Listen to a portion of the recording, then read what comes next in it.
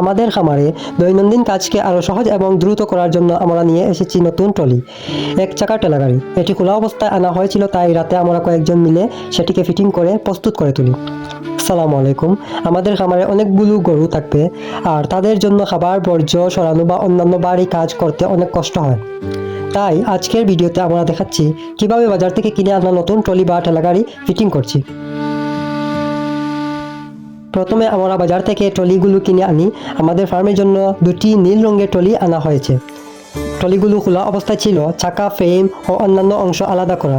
রাতে সবাই মিলে আমরা ফিটিংয়ের কাজ শুরু করি। ট্রলির প্রধান ফ্রেমটি জোড়া লাগিয়ে নাট বল্টু দিয়ে শক্ত করা হয়। তারপর ফ্রেমের সাথে চাকা এবং স্ট্যান্ড ওয়্যার অংশগুলো সাবধানে লাগানো হয়।